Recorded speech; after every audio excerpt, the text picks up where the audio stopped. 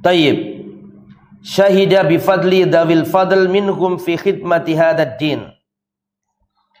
Rasulullah tidak melupakan keutamaan orang kaya yang telah membantu dakwah.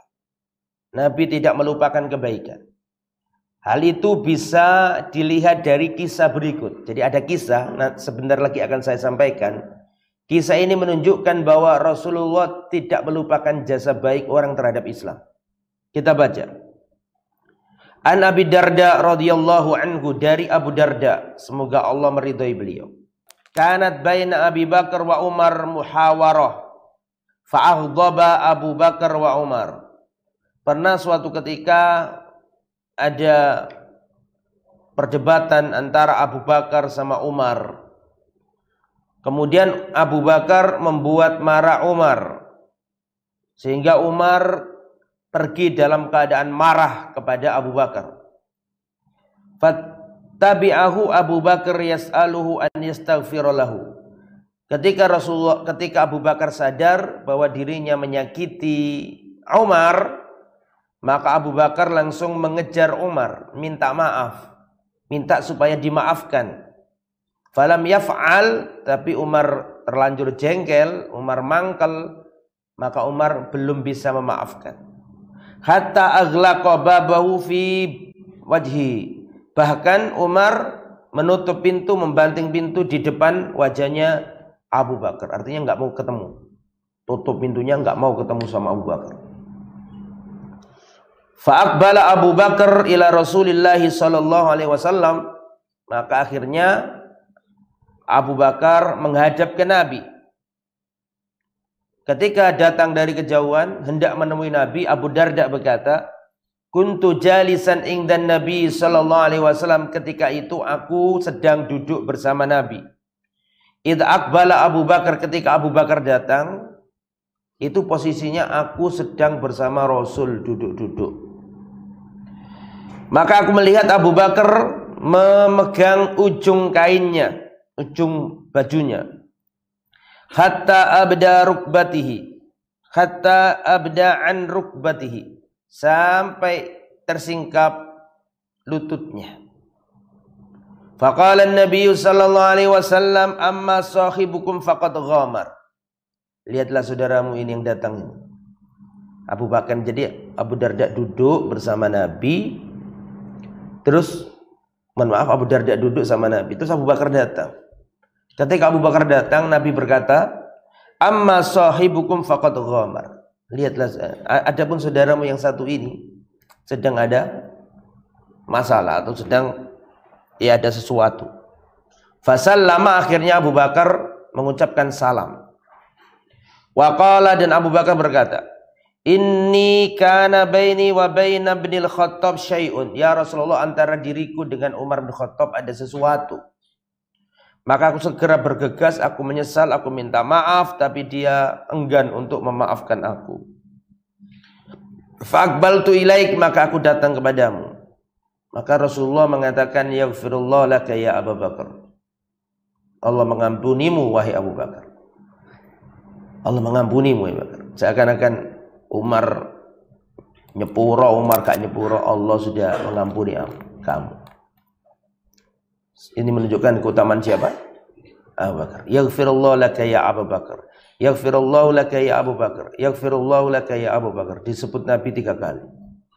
Allah mengampunimu wahai Abu Bakar. Allah mengampunimu wahai Abu Bakar.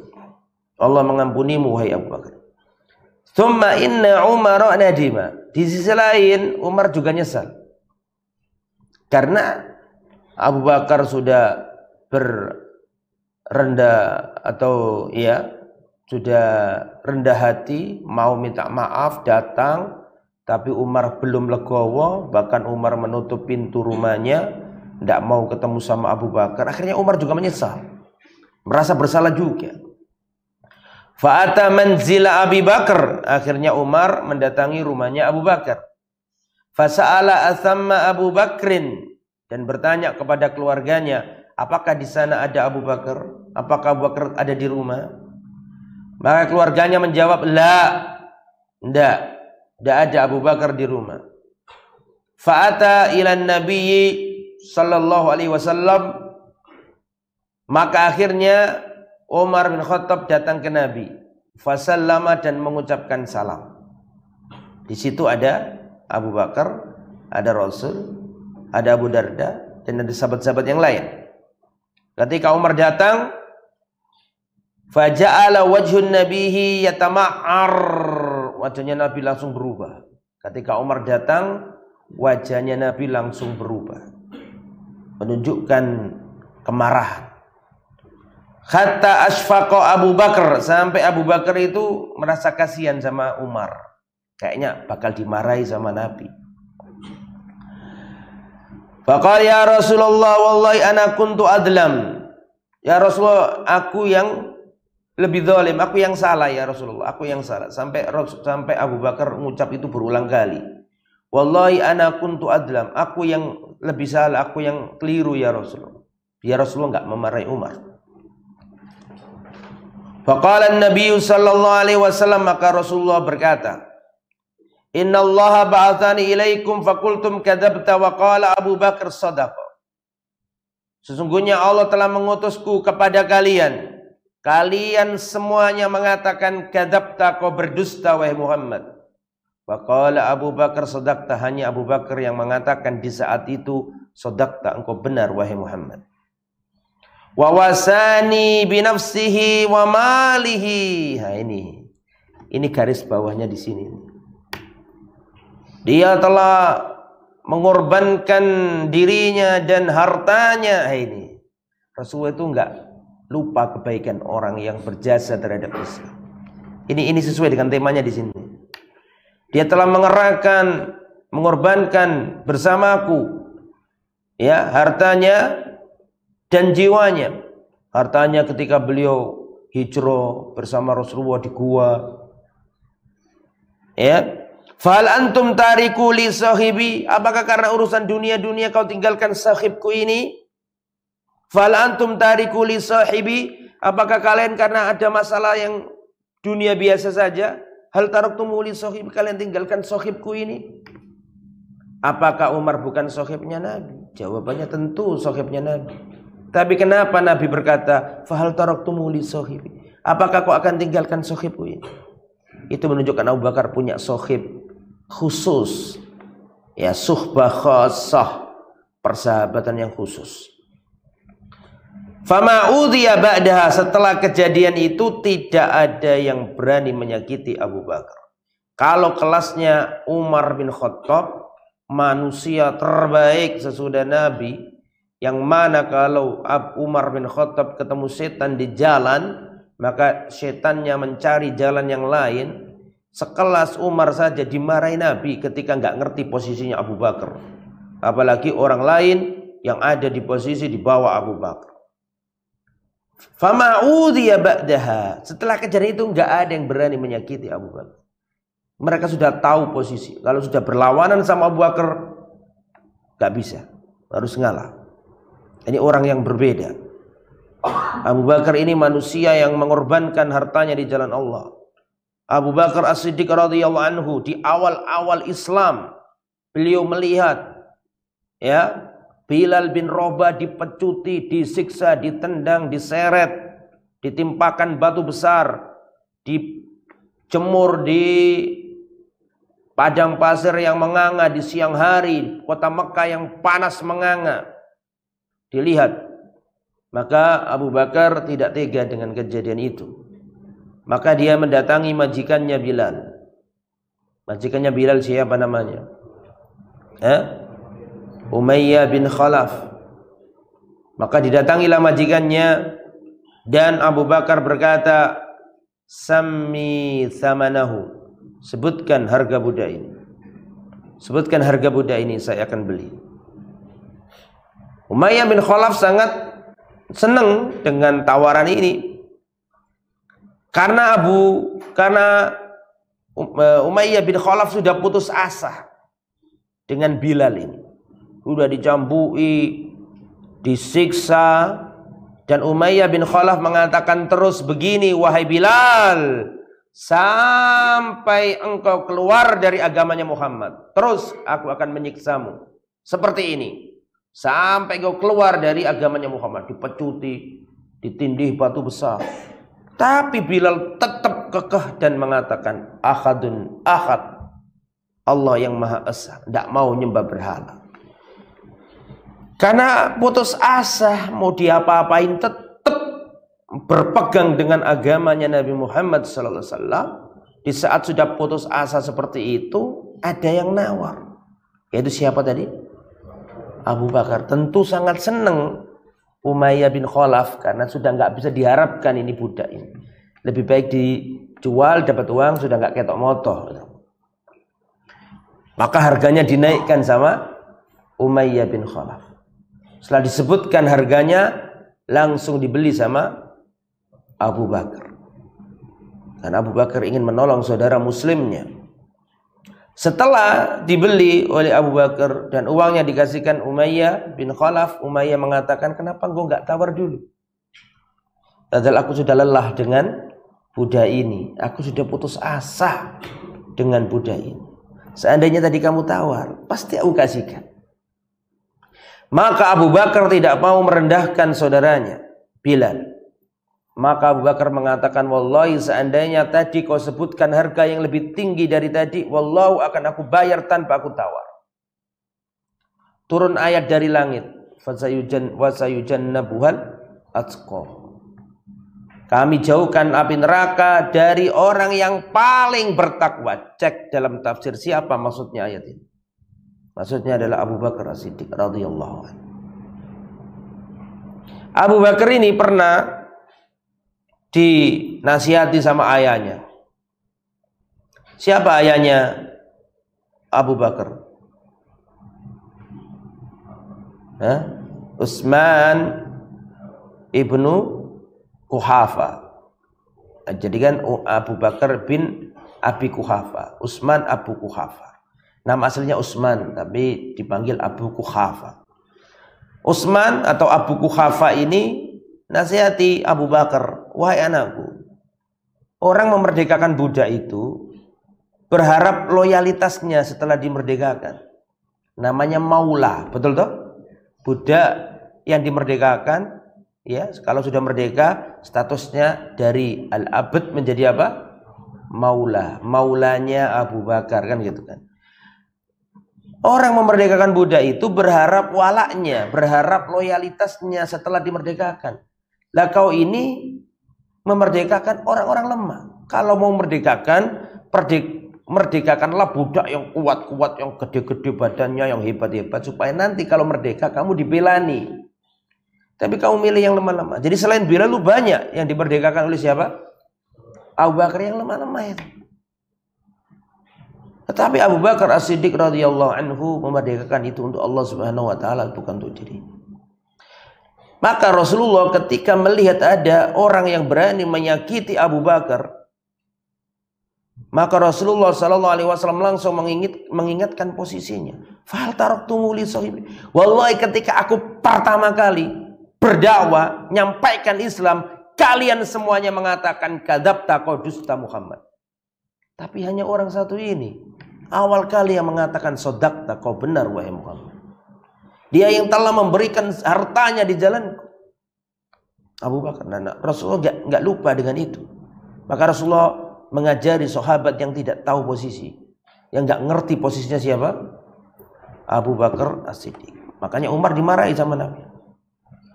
Nabi sudah nggak pakai klarifikasi lagi. Sini Mar, duduk Mar. Ente ngapain kok nggak minta? Ini sudah minta maaf, kenapa? Nggak pakai, langsung dimarahi. Biar tahu posisi. Lah, kalau Umar saja digituin, bagaimana manduna Umar? Orang yang lebih di bawah Umar. Rasulullah seperti itu. Rasulullah selalu memberikan orang itu harus tahu posisi.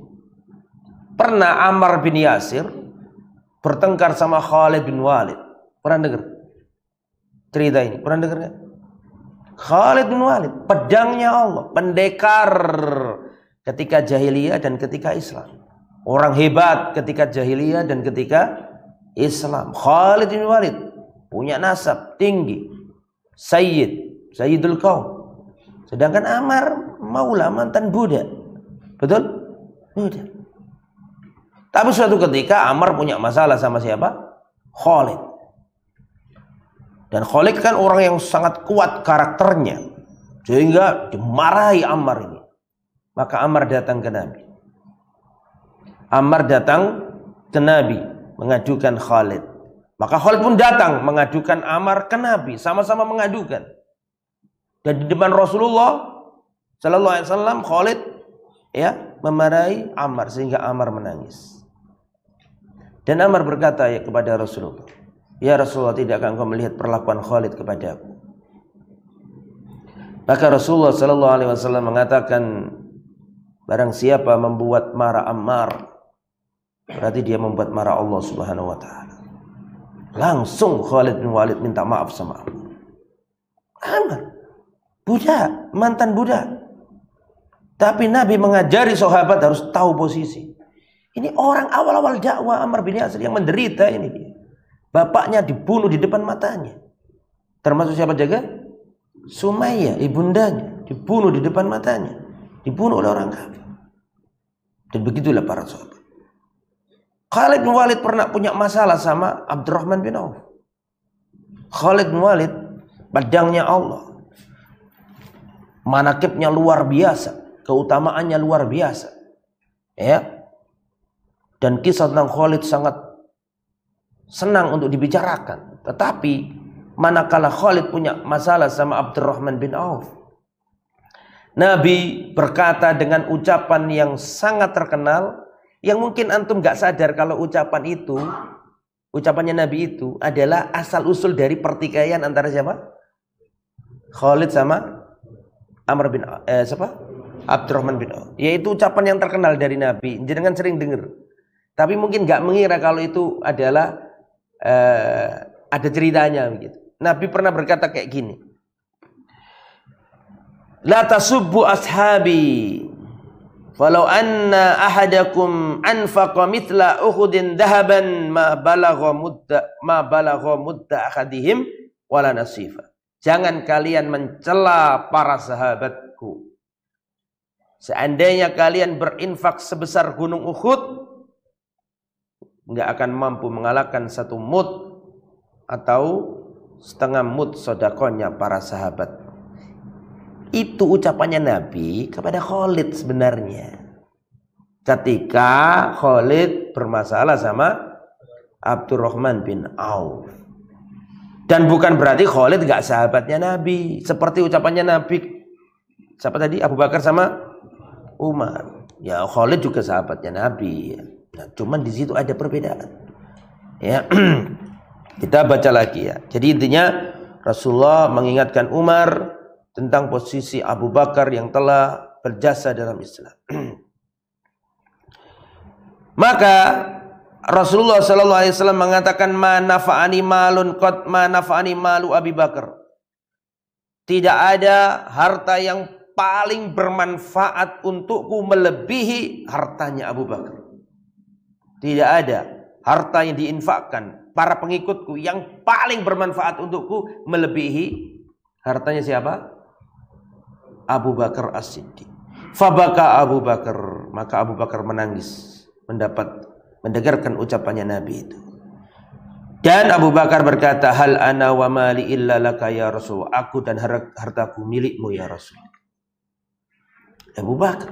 Suatu ketika Umar bin Khattab radhiyallahu anhu merasa tidak pernah menang sama Abu Bakar As-Siddiq. Selalu dalam urusan akhirat selalu merasa nggak pernah menang, kalah terus. Dengan siapa? Abu Bakar As-Siddiq radhiyallahu anhu. Maka suatu ketika Umar bin Khattab mendatangi Nabi dengan membawa hartanya yang sangat banyak, dikasihkan ke Rasulullah Sallallahu Alaihi Wasallam untuk perjuangan. Maka Nabi bertanya kepada Umar, "Lalu apa yang kau tinggalkan untuk keluargamu, wahai Umar?" Maka kata Umar, "Aku tinggalkan untuk keluargaku semisalnya ya Rasul." Semisalnya berarti yang aku tinggalkan dan yang aku kasihkan kan sama. Berarti apa maksudnya? Separuh. Itu lega hatinya Umar. Insya Allah kali ini Abu Bakar tidak bisa mengalahkan aku. Ternyata datang Abu Bakar. Datang Abu Bakar As-Siddiq membawa hartanya yang sangat banyak, dikasihkan Rasulullah. Setelah itu Rasulullah bertanya, lalu apa yang kau tinggalkan untuk keluargamu, wahai Abu Bakar? Kata Abu Bakar, aku tinggalkan untuk keluargaku Allah dan Rasul. Seketika itu Umar tahu bahwa aku nggak mungkin bisa mengalahkan siapa? Abu Bakar As-Siddiq radhiyallahu taala anhu. Ini Abu Bakar As-Siddiq, orang yang paling baik. Wa fi ghayati ta'ajjub. Nah, terus yang lain kita cari kisah yang lain yang menunjukkan bagaimana Nabi bersama orang kaya. Ini kan kalau kemarin kan orang fakir miskin, sekarang Nabi dengan orang yang kaya.